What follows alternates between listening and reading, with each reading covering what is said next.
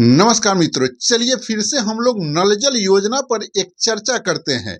एक नई खबर निकल करके आई है कि पटना से एक लेटर निकला है कि नल जल अनुरक्षकों के पर्सनल अकाउंट पर मानदेय दी जाएगी। आखिर यह सच्चाई क्या कुछ बयां करती है, इन तमाम चीजों पर हम लोग विस्तार से चर्चा करेंगे और जानने की कोशिश करेंगे कि आखिर उस लेटर में है क्या, या वह लेटर है या एक न्यूज है। इन तमाम चीजों पर हम लोग विस्तार से चर्चा करेंगे। इससे पहले हम एक विशेष रूप से बात करना चाहेंगे कि जिस तरीके से कुछ लोग नल जल अनुरक्षकों के संगठन को जो है तबाह करने के फेर में पड़े हैं, तो हम आप तमाम लोगों से कहना चाहेंगे, मैं वैसे लोगों से नहीं कहना चाहूँगा, कारण कि 1,14,691 नल जल अनुरक्षकों की जहाँ संख्या है, वहाँ कुछ लोग कुछ बोलेंगे, कुछ लोग कुछ बोलेंगे, तो सभी बातों पर विशेष रूप से ध्यान नहीं दिया जा सकता है। लेकिन खास करके मैं आप लोगों से कहना चाहूँगा, तमाम वैसे श्रोता बंधुओं से कहना चाहूँगा कि आखिर आपको सच्चाई से अवगत होना चाहिए। मैं अगर कोई भी चीज आपको देने का प्रयास करता हूं, तो वह बाई लेटर देने का प्रयास करता हूं। अगर वह लेटर में अगर कोई चीजें लिखी गई है, अगर वह सरकार के द्वारा निकाली गई है, अधिकारी के द्वारा निकाला गया है, तो उसमें आखिर किसी मीडिया कर्मी का या जो भी आपके पास न्यूज पहुंचाने वाला लोग हो, चाहे किसी भी माध्यम से, व्हाट्सएप के माध्यम से ही न्यूज पहुंचे, तो उसमें न्यूज पहुंचाने वाले की क्या दोष है। तो कुछ लोग जो हैं ऐसे ही दोषारोपण, उनका मिजाज है दोषारोपण करने का, तो वो दोषारोपण करेंगे। लेकिन आपको अपने अधिकारों की जानकारी होनी चाहिए। आप कुछ लोग ऐसे ही बात करते हैं कि कौन है, क्या कर देगा। तो भैया, जिस बिहार राज्य में जनसंख्या लमसम 13 करोड़ के आसपास पहुंच गई है, उस 13 करोड़ जनसंख्या में हमारा आपका क्या मियाद हो सकता है, ये आप समझ सकते हैं। और सरकार से बड़ा कोई नहीं है। ठीक है, जनता के एक एक वोट से ही सरकार बनती है, लेकिन सरकार से बड़ा कोई नहीं है, सरकार से शक्तिशाली कोई नहीं है। बड़े बड़े दबंगों को एक सेकंड में जो है सरकार जो है रोड पर ला करके छोड़ देती है। तो आप समझिए कि हम लोग कहाँ खड़ा हैं। तो इसलिए उस पर बहुत चीजें नहीं है, लेकिन सरकार के आदेश को अगर हम चैलेंज करते हैं और सरकार के आदेश के खिलाफ अगर हम लड़ाई लड़ते हैं, तो बिना संगठन का अगर कोई लड़ता है, तो समझिए कि एक सेकंड भी नहीं टिकेगा। तो इसलिए संगठित होना जरूरत है। और आगे हम आपको लिए चलते हैं उस मुख्य बिंदु पर कि जो लेटर निकला या न्यूज़ अखबार का था, ये तमाम चीज़ पर हम लोग जो चर्चा करेंगे, इसी विषय को हम आगे बढ़ाने का प्रयास करते हैं। तो हम आपको बतलाते चले कि एक डेलीगेशन टीम दीपक सिंह के ऑर्गेनाइज में मंत्री जी नीरज कुमार बबलू जी से मुलाकात की हुई थी। तो उस मुलाकात में मंत्री जी के द्वारा यह आश्वासन दिया गया कि हम आप लोगों के लिए कुछ कार्य को आगे बढ़ा रहे हैं और इसका रिजल्ट आप लोगों को जल्दी ही आएगा। ये भी बात वे कहे कि हम मुख्यमंत्री के पास भी आप लोगों के बात को बढ़ाए हैं। लेकिन बहुत सारी बातें हैं, जो सभी बातों को आपको ऑन कैमरा हम नहीं बता सकते हैं।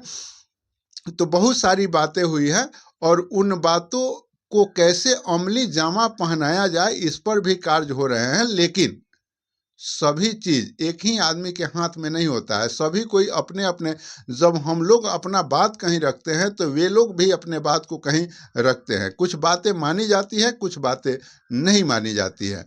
तो उसी का एक अंश भाग है जो बयान दिया गया पेपर में। वह जो आप देखे हैं, वह पेपर का बयान है। अभी तक कोई लेटर नहीं निकला है और उसमें आप यह जानिए कि MIS जो है, यह पोर्टल पर जब आपका नाम होगा तो स्वाभाविक रूप से जब आप माने कहीं पे भी पैसा भेजा जाएगा तो वह आपको सूचना उसके माध्यम से आपको प्राप्त हो जाएगी। जैसे हमें बहुत सारी चीज़ें जानकारी पहले ही मिली थी, जैसे कुछ जगहों पर यह व्यवस्था किया गया था और जैसे ही पैसा डाला जाता था वैसे ही अनुरक्षकों के मोबाइल पर SMS के द्वारा न्यूज़ आ जाता था कि हाँ भाई, आपको आपके WIMC के खाते में पैसा डाल दिया गया है। ऐसा बहुत सारा मैसेज हमारे मोबाइलों पर आया था। जो जिन लोगों के पास से यह मैसेज गया था वे लोग भेजे थे। तो इस तरीके का जो मैसेज आया, तो और यह मैसेज आने वाला है, ये हम लोग के कल्याणकारी विषय नहीं है। कल्याणकारी विषय तब होगा जब अनुरक्षकों का मानदेय मिलने लगेगा, वह पर्सनल खाते में हो या जैसे भी हो, सुचारू रूप से जब अनुरक्षकों का मानदेय मिलने लगेगा तब जानिए कि हाँ, अब हम लोग का रास्ता मिल गया। हम आपको बतलाते चले कि जैसे हम लोग का लड़ाई है, हम लोग का मांग है कि हम लोग को पर्सनल खाते पर पैसा दिया जाए। और बहुत सारे चीज़ों को जो आप के सामने हमेशा से अवगत होते रहे हैं, कि यह बात बतलाया जाता है कि वार्ड सदस्य ही अनुरक्षक हैं। तो ये तमाम चीज़ों की लड़ाई हमें आपको लड़नी पड़ेगी। और जब तक लड़ाई संगठित होकर के नहीं लड़िएगा तब तक कुछ प्राप्त करने का तो भाई सोचना ही छोड़ दीजिए। जब संगठन में ताकत होता है और संगठित हो करके जब तक आप लोग सरकार को अपने ताकत को नहीं दिखाइएगा और इसी तरीके से वे कुछ बोलेंगे वे कुछ बोलेंगे, तो बोलने वाले की तो भाई ये उसे ना कोई रोक सकता है। कारण कि आप भी स्वतंत्र हैं, हम भी स्वतंत्र हैं। हम अगर स्वतंत्र हैं तो हम आपके सामने माइक लेकर के बोलने आए हैं। आप भी कहीं स्वतंत्र है, आप भी कहीं बोल सकते हैं। तो इसलिए किसी भी के भी स्वतंत्रता का कोई आघात नहीं कर सकता है, किसी के मौलिक अधिकारों का कोई हनन नहीं कर सकता है। लेकिन सभी चीज़ों के बाद आपको यह बात सोचना पड़ेगा कि आखिर हमें जो लड़ाई लड़ना है, हम किस सच्चाई से, किस संवैधानिक तरीके से लड़ाई को आगे बढ़ावे और किस तरीके से हम मजबूत बनेंगे, इस पर तो आपको विचार करना पड़ेगा। केवल यूं ही कुछ भी बोल दे, स्वतंत्रता अगर मिली है इसका मतलब हम कुछ भी बोल दे, किसी को गाली दे दे, तो ये स्वतंत्रता नहीं हुई। तब तो दूसरे के मौलिक अधिकारों का हनन होने लगता है और वहीं से विवाद उत्पन्न होता है। तो व्हाट्सएप पर हम यहाँ माइक लिए हैं, हम आपको यहाँ से कुछ बोल दें, आप व्हाट्सएप पर कुछ बोल दे, तो आमने सामने तो है नहीं, उसका कोई प्रतिक्रिया नहीं हो सकता है। अगर कोई किसी को कुछ बोलता है और आमने सामने बोलता है तो उसका क्रिया का प्रतिक्रिया होता है। और सभी चीज को, जो भी कुछ लोग अगर अभद्र बोलते हैं तो वे अपने संस्कार को दिखाते हैं, वो दूसरे के संस्कार को नहीं दिखाते हैं। सुनने वाले को चाहे जैसा भी लगे, लेकिन यह प्रमाणित हो जाता है कि यह व्यक्ति इसी संस्कार का है नहीं, और इसका मर्यादा इतना ही है। तो इसलिए हमें सधे हुए भाषा में मर्यादित भाषा का भी प्रयोग करना चाहिए। ये भी एक मौलिक अधिकार के रूप में आता है, इसका भी ख्याल करना चाहिए। कोई भी संगठन बिना अनुशासनिक ढंग से नहीं चल सकता है। हम आपको बतला दें कि अगर एक आपका परिवार है और उसमें अनुशासन नहीं है, 5 आदमी का परिवार है, उसमें अनुशासन नहीं है, तो वह परिवार बिखर जाता है। और यह 1,14,000 और पूरे बिहार का जो लोग हैं, सभी जाति सभी समुदाय के जहां लोग हैं और वहां अनुशासन नहीं होगा तो किस तरीके से आपका संगठन आगे विकास करेगा, आप सोच सकते हैं। तो इसलिए विशेष रूप से आप जानिए कि वह एक पेपर का न्यूज़ था।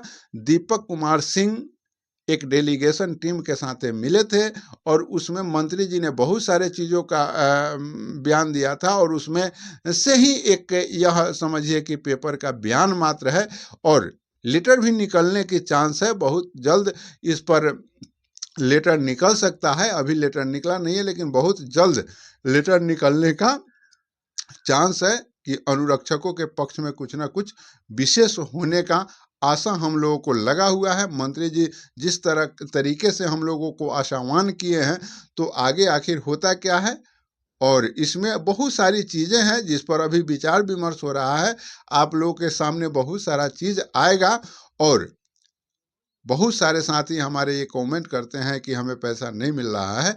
तो जहाँ लड़ाई लड़ा जाता है, पैसा तो वहाँ मिल ही रहा है। और जहाँ बिल्कुल लोग सोए हुए हैं, बैठे हुए हैं और जनप्रतिनिधियों का बिल्कुल सहयोग नहीं है, वहाँ कुछ परेशानी है। मैं इस बात को नकार नहीं सकता हूँ, लेकिन इसीलिए मैं बार बार कहता हूँ कि संगठित होइए, संगठित होइए, संगठित होइए। संगठन में जब आप किसी अधिकारी से भी मिलने जाइएगा तो वहाँ भी आपका वजन होगा, वहाँ भी आपका कद्र होगा। लेकिन जैसे ही आपके साथ संगठन नहीं होगा, तब सभी जगहों पर आप कमज़ोर हैं। एक आम आदमी के भांति आप जाते हैं और किसी का सहयोग आपको नहीं मिलता है। और अकेला रहिएगा तो नेता का भी सहयोग नहीं मिलेगा, अधिकारी का भी सहयोग नहीं मिलेगा। इसलिए आपका अधिकार दब जाएगा। हम लोग के अधिकार को अभी सभी लोग दबाने के फेर में हैं और उसे हमें प्राप्त करना है। तो प्राप्त करने, कुछ पाने के लिए कुछ खोना पड़ता है और यहाँ कुछ भी लोग करने के लिए तैयार नहीं है। मैं बहुत सारा चीज़ों को दिखाया हूँ।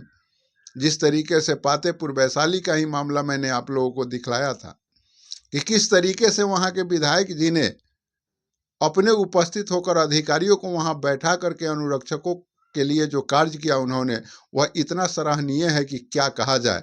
और पूरे बिहार में वह पातेपुर, वैशाली का पातेपुर जो है एक मिसाल बन गया है, जहां 84 हजार रुपया जो है अनुरक्षकों को मिला है साथियों। तो इसलिए संगठित होइए और अफवाह के घेरों में नहीं आइए। किस तरीके का आपको लड़ाई लड़ना है, आप बुद्धिल नहीं हैं। आप अपने यहाँ भी समझिए, आपको समझ में नहीं आता है तो अधिवक्ता से समझिए। और जिस तरीके का लड़ाई आपको लगे कि यह लड़ाई हमारे लिए उपयुक्त है, तो कम से कम वहाँ के प्रखंड में तो वह संगठन बना लीजिए और उस संगठन से तो लड़ाई को मजबूती दीजिए, तब ही ना जाके कामयाबी मिलेगा भैया। 12 बरस 14 बरस जो है किताब के नीचे जो है 12 घंटा 14 घंटा पढ़ते हैं लोग, तब जाके नौकरी मिलता है इतना कष्ट के बाद। और वो भी कुछ लोगों को मिलता है, कुछ लोगों को नहीं मिलता है। और आप लोग साधारण वेज में ही सोच रहे हैं कि हमारे घर में नौकरी दौड़ल चलावे, तो सोचिए कैसे होगा। ये तो ख्याली पुलाव वाला बात हो गया कि नींद में हम हाकिम बनल हैं और नींद खुला तो कुछ नहीं है। तो ऐसे करने से तो नहीं होगा। जहाँ बच्चे 12-12 बरस तपस्या करते हैं, किताब के नीचे जो है अपना सर जो है 12-12 बरस तक झुकाए रहते हैं, 12-12 घंटा तक रोज झुकाए रहते हैं, और तब जा कर के उन्हें कहीं कामयाबी मिलती है। तो आपको कुछ तो करना होगा साथियों। ठीक है, फिर से अपना कमेंट करिएगा और जैसा आपका जवाब होगा वैसा फिर प्रतिक्रिया हम देंगे। जय हिंद।